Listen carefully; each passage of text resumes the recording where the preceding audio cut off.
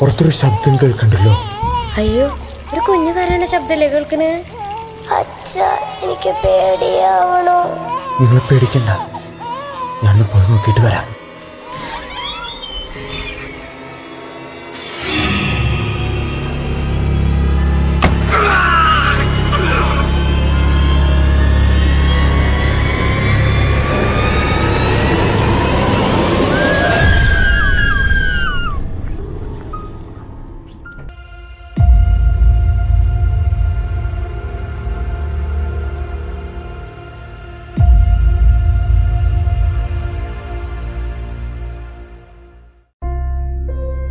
ഏകദേശം 2 നൂറ്റാണ്ടുകൾക്ക് മുൻപ് രാജ്യം ബ്രിട്ടീഷ് ആധിപത്യത്തിലായിരുന്ന കാലം. പല ഗോത്രവർഗക്കാരെയും പൊതുവിൽ അവരുടെ സമീപകാല ചരിത്രത്തിന്റെ അടിസ്ഥാനത്തിൽ ജന്മന കുറ്റവാളികളെന്ന് മുദ്രകുത്തിയിരുന്നു. ദി തക്കീസ് ആക്ട് 1836-ന്റെയും ക്രിമിനൽ ട്രൈബ്സ് ആക്ട് 1871-ന്റെയും ബലത്തിൽ ഈ ഗോത്രങ്ങൾ കൊള്ളക്കാരെന്ന് ചാപ്പകുത്തി സമൂഹത്തിന്റെ ഇരുളറകളിലേക്ക് തള്ളപ്പെട്ടു. രാജസ്ഥാൻ, ഉത്തർപ്രദേശ്, പഞ്ചാബ്, ഹരിയാന, തമിഴ്നാട് തുടങ്ങിയ സംസ്ഥാനങ്ങളിലായി കൂടുതൽ ഗോത്രങ്ങൾ കുറ്റവാളികളായി പ്രഖ്യാപിക്കപ്പെട്ടു. ഈ ഗോത്രങ്ങളിലെ പുരുഷാംഗങ്ങൾ പോലീസ് സ്റ്റേഷനിൽ സ്ഥിരമായി റിപ്പോർട്ട് ചെയ്യുവാൻ നിർബന്ധിതരാവുകയും അവർക്ക് മെച്ചപ്പെട്ട മറ്റു വരുമാന മാർഗങ്ങൾ ലഭിക്കാതെ വരികയും ചെയ്തു. സമൂഹം എപ്പോഴും അവരെ സംശയത്തിന്റെ കണ്ണുകൾ കൊണ്ടാണ് നോക്കിക്കണ്ടിരുന്നത്. 1952 ആയപ്പോൾ പല പ്രതിഷേധങ്ങളെ തുടർന്ന് ക്രിമിനൽ ട്രൈബ്സ് ആക്ട് പിൻവലിക്കുകയുണ്ടായി. പക്ഷേ അപ്പോഴേക്കും ഈ ഗോത്രങ്ങളിലെ യുവതലമുറ പുതിയ കാലത്തെ മൂർച്ചയേറിയ മോഷണ കുതന്ത്രങ്ങളെ തേച്ചുമിനുക്കിയിരുന്നു. വീരഭദ്രനെ കുലദൈവമായി ആരാധിക്കുന്ന തമിഴ്നാട് സ്വദേശികളായ ഒരു കൂട്ടം ഗോത്രവർഗക്കാർ ഇപ്പോൾ 2 പതിറ്റാണ്ട് കാലമായി കുറുവ സംഘം എന്ന പേരിൽ ഈ കേരളത്തിലെ ജനങ്ങളുടെ സമ്പാദ്യത്തിനും ജീവനും ഭീഷണി സൃഷ്ടിച്ച് നമ്മുടെ ഉറക്കം കെടുത്തുന്നു. 2005 ഡിസംബർ മാസത്തിൽ മലപ്പുറം ജില്ലയിലെ നിലമ്പൂരിനടുത്ത് മാമ്പാട് സർവീസ് സഹകരണ ബാങ്കിലെ മോഷണ ശ്രമത്തിനിടയിൽ ഒരാൾ പിടിയിലാകുന്നു. അയാളുടെ പേര് ഏഴിമലൈ.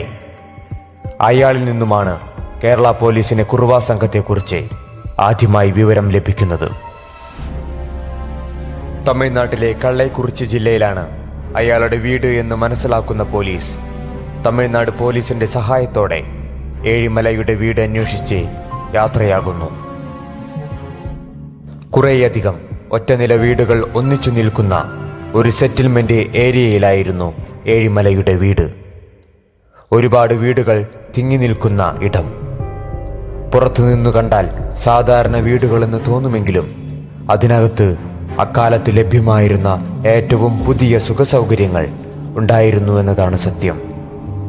ഒരു വീട്ടിൽ പോലും യുവാക്കളായ ആണുങ്ങൾ ഉണ്ടായിരുന്നില്ലത്രേ. കള്ളൈക്കുറിച്ചിയിൽ എത്തിയതിനു ശേഷമാണ് തങ്ങൾ അന്വേഷിച്ചു വന്നവർ തിരുട്ട് ഗ്രാമങ്ങളിൽ കഴിയുന്നവരാണെന്ന് കേരള പോലീസ് മനസ്സിലാക്കുന്നത്. മോഷണം ഇവർക്ക് കുലത്തൊഴിലാണ്. പുരുഷന്മാരും മുതിർന്ന സ്ത്രീകളും മാത്രമല്ല, കുട്ടികൾ വരെ മോഷണം തൊഴിലായി സ്വീകരിച്ചവർ. വംശപരമ്പരയായി കൈമാറി വന്ന മോഷണ തന്ത്രങ്ങളെ അനുഗ്രഹമായി കരുതുന്നവർ. കുലദൈവത്തെ പ്രാർത്ഥിച്ച് വഴിപാടുകൾ നേർന്ന് കവർച്ചയ്ക്കിറങ്ങുന്നവർ. മോഷണത്തിനായി ഇറങ്ങുമ്പോൾ ഈ കുറുവ സംഘത്തിന് ചില രീതികളുണ്ട്. കണ്ണുകൾ മാത്രം പുറത്തു കാണുന്ന രീതിയിൽ കറുത്ത തുണി കൊണ്ട് മുഖം മറയ്ക്കും. ഷർട്ടും മുണ്ടും അരയിൽ ചുരുട്ടിവെക്കും. നിക്കർ ധരിക്കും. ദേഹം മുഴുവൻ എണ്ണയും കരിയും തേച്ചു പിടിപ്പിക്കും. വടിയും വാളും ചുറ്റുകയും ഉളിയുമെല്ലാം കരുതി വയ്ക്കും. പിടികൂടുവാനായി ആളുകൾ വന്നാൽ എറിഞ്ഞോടിക്കുവാനായി കരിങ്കൽ കഷ്ണങ്ങളും കരുതിയിട്ടുണ്ടാകും. മോഷണത്തിനായി ആളെ കൊല്ലാൻ പോലും മടിക്കാത്ത സംഘം തമിഴ്നാടൻ തിരുട്ട് ഗ്രാമങ്ങളിലെ ഏറ്റവും അപകടകാരികളായ സംഘം. ഇവർ ഒന്നോ രണ്ടോ പേരല്ല, കവർച്ചക്കാരുടെ വലിയൊരു കൂട്ടമാണിത്. പക്ഷേ ഒരു സ്ഥലത്ത് മോഷ്ടിക്കാൻ ഇറങ്ങുന്നത് 3 പേർ ഒരുമിച്ചായിരിക്കും.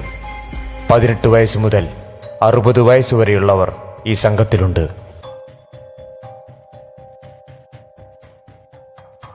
പകൽ സമയങ്ങളിൽ ആക്രി പെറുക്കലും തുണികൾ വിൽക്കലും പോലെയുള്ള ചെറിയ ജോലികൾ ചെയ്തു നടക്കും.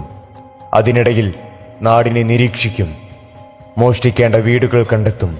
പിന്നീട് രാത്രിയിൽ മോഷണത്തിനിറങ്ങും. അടുക്കള ഭാഗങ്ങളിലൂടെയാണ് ഇവർ മോഷണത്തിനായി വീടുകളിലേക്ക് പ്രവേശിക്കുന്നത്. താരതമ്യേന ഉറപ്പ് കുറഞ്ഞ വാതിലുകളാവും അടുക്കള ഭാഗത്ത് സ്ഥാപിക്കാറുള്ളത്. അതെളുപ്പം തകർക്കാൻ കഴിയും എന്നതുകൊണ്ടാണ് ഇവർ ഈ ഭാഗം തിരഞ്ഞെടുക്കുന്നത്.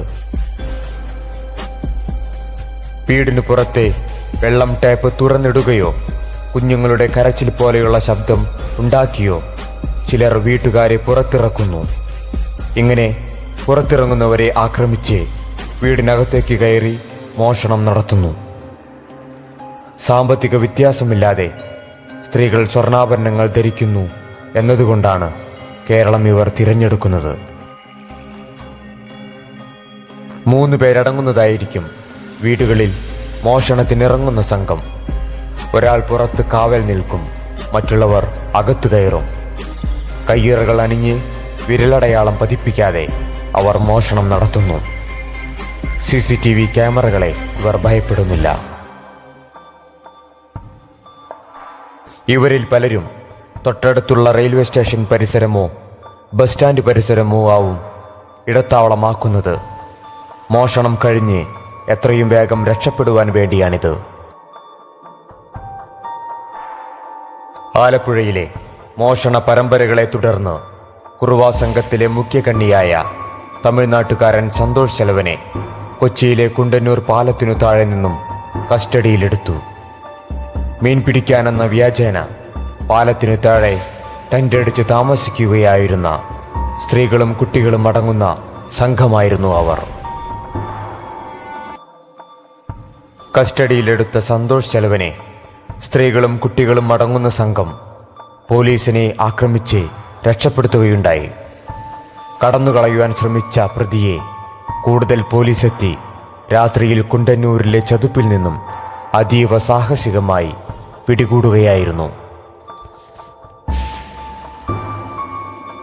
കേരളത്തിലെ ബാങ്കുകളിൽ നിന്നും ജ്വല്ലറികളിൽ നിന്നും മറ്റു ബിസിനസ് സ്ഥാപനങ്ങളിൽ നിന്നും വീടുകളിൽ നിന്നുമെല്ലാമായി മോഷണം പോയിട്ടുള്ളതിൽ 130 കിലോഗ്രാം സ്വർണമെങ്കിലും ഈ സംഘം തമിഴ്നാട്ടിലേക്ക് കടത്തിയിട്ടുണ്ട് എന്നതാണ് കണക്കുകൾ.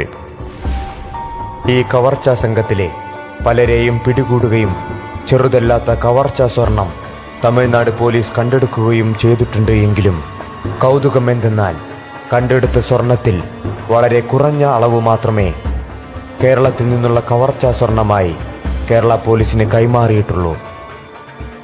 പിടികൂടപ്പെട്ട കൂടുതൽ സ്വർണവും ഉരുക്കിയെടുത്ത് തമിഴ്നാട്ടിൽ തെളിയാതെ കിടക്കുന്ന പല കേസുകളുടെയും തൊണ്ടി മുതലായി തമിഴ്നാട് പോലീസ് മാറ്റിയെന്ന് പറയപ്പെടുന്നു. കവർച്ചാ സംഘങ്ങൾ പലതും നമുക്ക് ചുറ്റുമുണ്ട്. നമ്മുടെ ജീവനും സ്വത്തും സംരക്ഷിക്കേണ്ട ബാധ്യത അത് നമുക്ക് തന്നെയാണ്. അതുകൊണ്ട് രാത്രിയിൽ വീടിൻ്റെ വാതിലുകളെല്ലാം അടച്ചിട്ടുണ്ട് എന്ന് ഉറപ്പുവരുത്തുക. അസമയത്ത് എന്തെങ്കിലും അസാധാരണമായ ശബ്ദം കേട്ടാൽ തനിച്ച് പുറത്തിറങ്ങാതിരിക്കുക. വീടിൻ്റെ പരിസരങ്ങളിൽ വേണ്ടത്ര വെളിച്ചം ഉണ്ട് എന്ന് തീർച്ചപ്പെടുത്തുക. നമ്മൾ സുരക്ഷിതരാണെന്ന് സ്വയം ഉറപ്പുവരുത്തുക.